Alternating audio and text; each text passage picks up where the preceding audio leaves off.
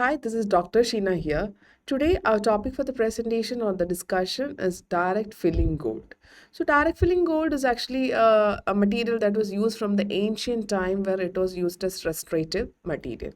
So, we need to know the properties, the qualities wise we select gold as a restorative materials and the method of compaction of this material into the cavity. So talking about the properties of pure gold, it is a very soft material which is having a brittle hardness number of of 25. It is having high tarnish and corrosion resistance property. Whenever it comes in contact with the oxygen or the noble gases, it doesn't form the corrosion products. It is one of the noblest of all the metal. It is ductile and malleable, so it can be actually beaten into sheets and also drawn into wires. It is weldable at room temperature, that is called as the cold welding. So the pure gold fuses at the temperature of, so this is 1063 degree centigrade. So this is the temperature at which the pure gold starts to fuse. So the carat of gold that is used for the restoration is like 24 carat of the gold is actually used for restoration. Now talking about the classification, they have three important classification. That is the gold in the form of a foil, gold where we do electrolytic precipitation. Third is the small powdered gold. So talking about the foil, it is of various type. It is in the form of a sheet, it is in the form of a rope, it is in the form of a cylinder, laminated foil, platinized foil and corrugated foil. And while the case of electrolytic precipitated gold, they are of matte gold, matte foil, and also it is a combination of gold and also calcium alloy, that is called as electroalloy. So this is actually electroalloy, that is gold and also calcium combination forming actually the electroalloy is there. Next is the powdered gold. The powdered gold is very small particled gold which is called as gold dent, that is having a size of 15 micrometer, and it is otherwise called as Williams EZ gold. So these names and this chart is actually very important. The gold calcium alloy is also called as electroalloy since it is electrolytic precipitation is done. Powdered gold is like the EZ gold. Powder is EZ gold, also called as gold dent. Now talking about gold foil is actually one of the earliest form which was actually used. They are in the form of a book of either 1 by 10 or 1 by 20 of those sheets are there, and they are of in two number, either they are numbered of 4 or number 3. Number 4 means they are having a net weight of 4 grains, and number 3 means it is having a 3 grain weight, and they are supplied in the size of 4 into 4 inch, while the case of 3 is actually supplied as 3 into 3 inch. Other sizes which are available include 20, 40, 60, 90. So this is in the form of a book. We know that we have a book and inside the pages are there. The foils are also arranged as such, and we'll be actually taking each one. Next is, so this is actually normally the like how we get the gold foil, and we can actually for compaction or for easy rolling and all, we can divide either by half, by 1/4, 1 by 16th, etc. Division can also be done. First is the form of gold foils. First is plain gold foil. So plain gold foil is actually the basic product which can be cold welded and modified into any form. So the plain gold foil is actually the easy manipulative and easy workability. So the proper disadvantage is like it is often soft, so it requires time for the manipulation as well as the mass formation. What is corrugated gold foil? Sometimes the gold foil is placed in between leaves of paper, and we'll be actually igniting it or we'll be actually burning it. So what happens is like the papers actually get charred off and more of a corrugated gold is actually formed. More cohesive or more, it's not cohesive, it's very stronger gold is actually formed. And this is more cohesive than the plain one. When compared to the plain one which you had, it will have a property of more cohesive type. So this concept was actually found out when they had a great Chicago fire in 1871, where the gold was actually heated in the great Chicago fire, and it had a greater property. So corrugated gold foil means we'll be placing the gold in between the papers, and we'll be igniting the entire thing, and the paper will actually charred off, and we'll get a very good corrugated cohesive gold foil. Next is platinum gold foil. Platinum gold foil is like two gold in between two gold we'll be actually placing the platinum. So the platinum is sandwiched between two gold foil. The percentage of platinum is actually 15%. Why we add platinum? Platinum often increases the hardness of the restorative material. That is why platinum is added to the gold foil. So these are actually used in ground repairs and also areas where extensive stresses is imparting. There we use this platinum golded foil. So that was the next classification of gold foils. So what is the disadvantage? Since it is very hard, it is really difficult for its finishing and polishing, right? Now next is laminated gold foil. So what we do is like we will take 2 to 3 gold foil, and they will be actually kept in different direction, and we will be actually cold welding it. We will be pressing it. So we will get a newer gold foil which is having the gold arrangement, or the direction of the gold is in different direction, so that the forces acting on the area will be dissipated easily. The laminated gold will be more stronger in order to actually compensate for the masticatory forces which fall on its surface. So this was about gold foils. Normally, first is the platinized gold foil is there, platinum is added, corrugated gold foil is there, we'll be heating it, laminated gold foil is there, where 2 3 4 like we'll be joining together, so that we'll get the gold foil which have different ingots moving in different direction. Next is type of the preformed foil. There are two type of sheets are there, cohesive and non-cohesive gold. So what is a cohesive gold? Cohesive gold is a pure gold which is not having any surface contaminant. It is very free. What happens is like normally our air contain oxygen and oxidizing agents. So what happens is like gold have the property to form corrosive products on its surface. So the gold which does not have any impurities, any gases on its surface, which is very purely made, is called as cohesive gold. Only a gold which is free from pure impurities can be easily condensed and welded in the temperature. Now what is non-cohesive gold? Sometimes in the surface of a pure gold, some oxygen or some gases get actually get attracted to the surface.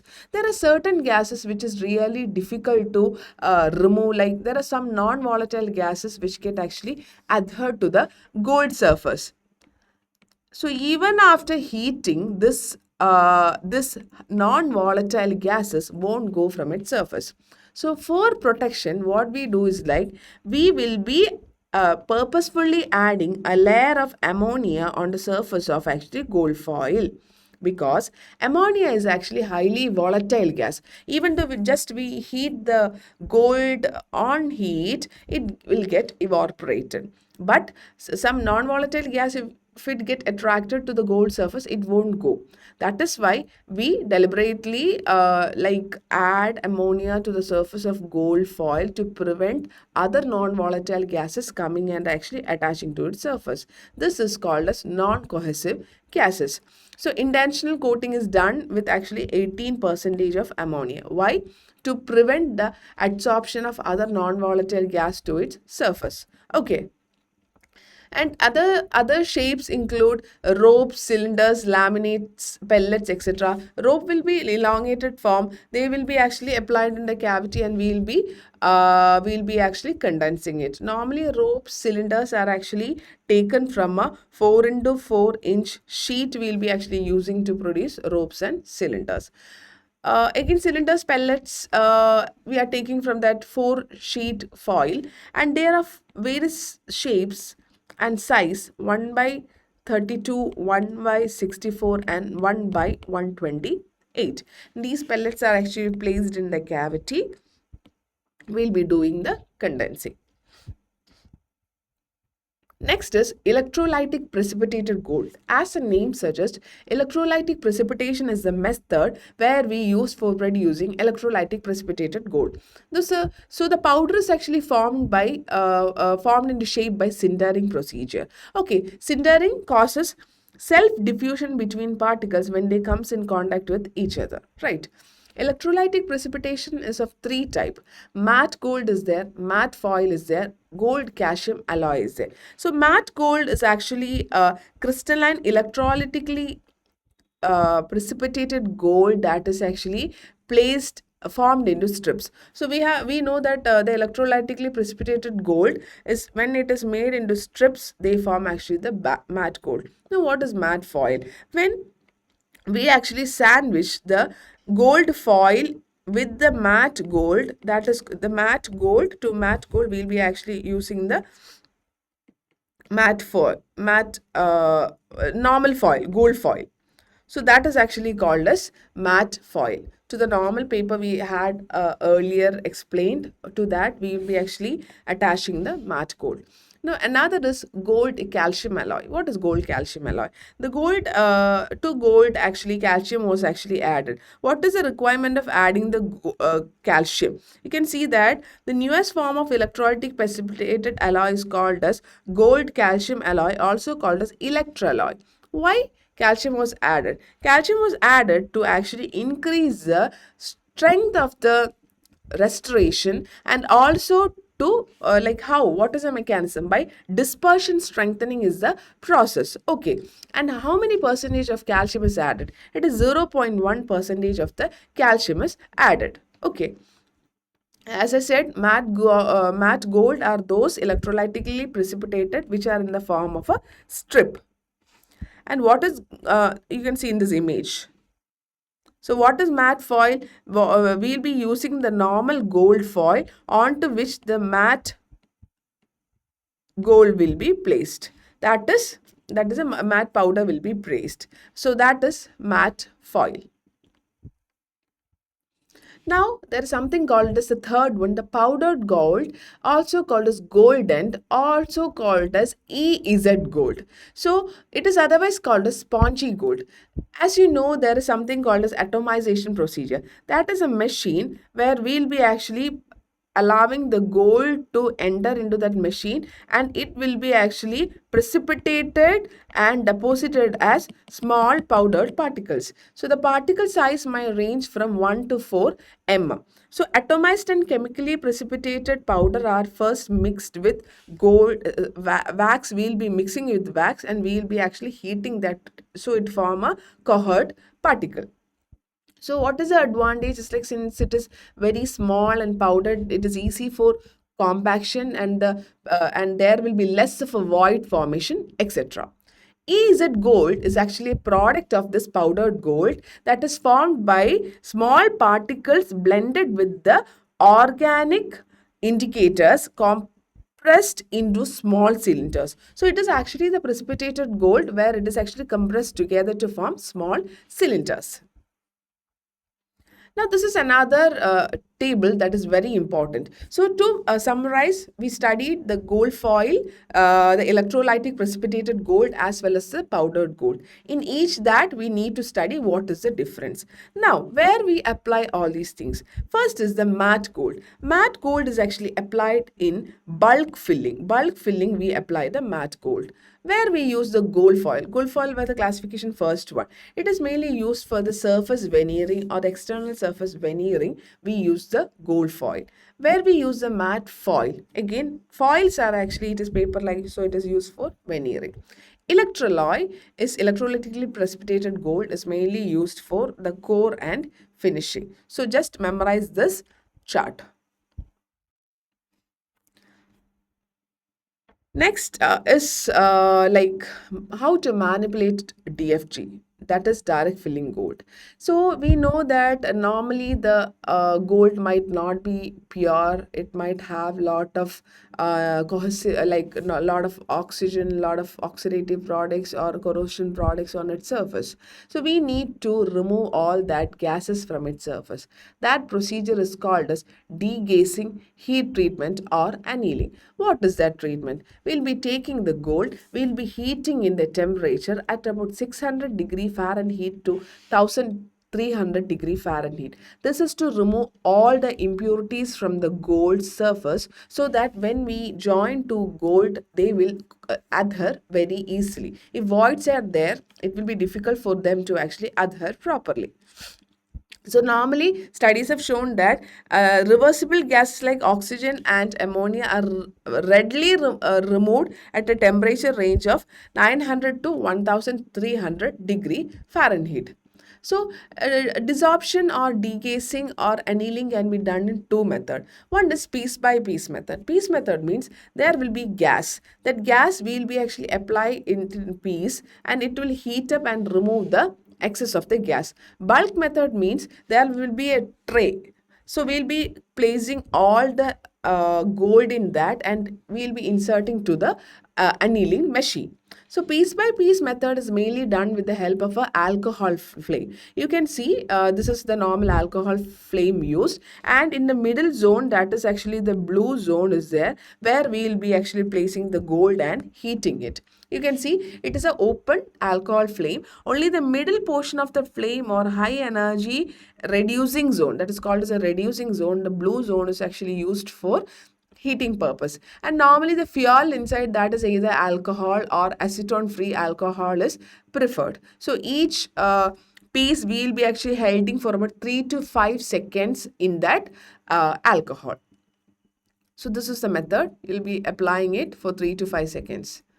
And next is actually mica over a flake. This is actually a tray, a sheet of mica onto which all the materials are actually placed, and we'll be actually heating it for, you can see in this image, we are heating it for 5 minutes is there. This is the mica tray mounted over the alcohol.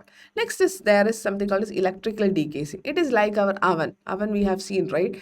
What we do is like we'll be actually placing a lot of our gold particles, and it will be placed on the electrical decontaminator for 800 degree Fahrenheit. That is the temperature.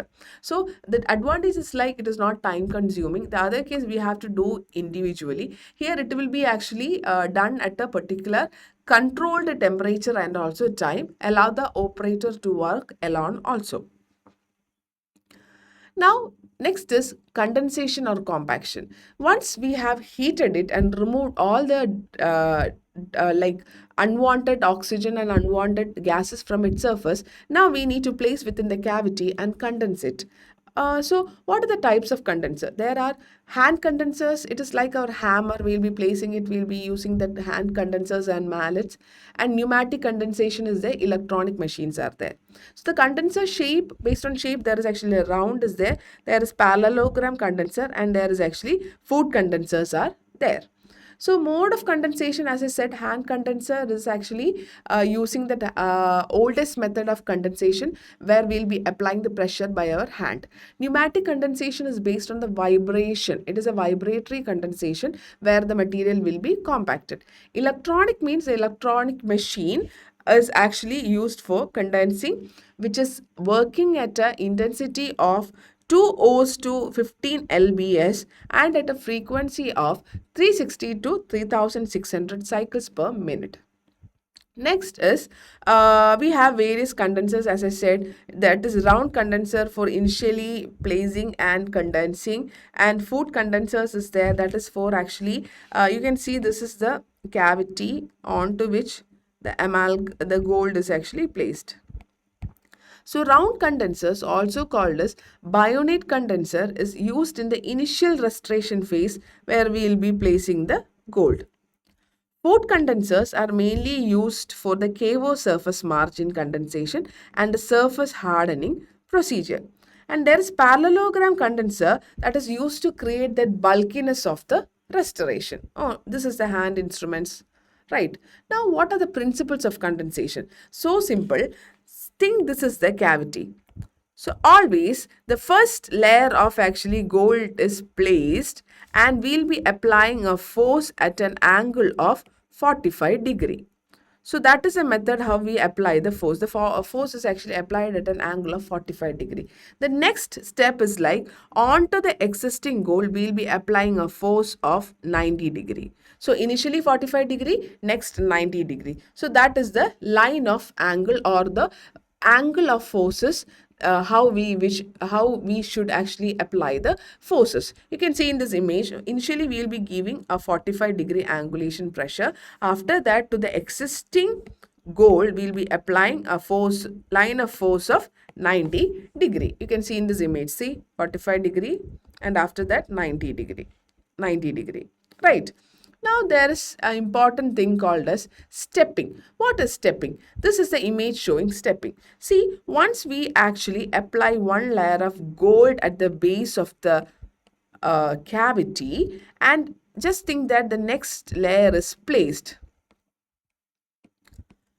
there is something we have to do called stepping, where we'll be using a condenser and we'll be using a pressure such that this gold, the pressure is made such that the condenser move half the distance of the first condensed gold. Then only it will give a non-void or void free condensation. So stepping means we have to apply the first layer, then second layer. Condensers are used such that it goes half the distance into the first layer. That is called a stepping. What is the use of stepping? Stepping is mainly used to actually remove the voids and give a uniform like a layer of composite, gold on the particular area.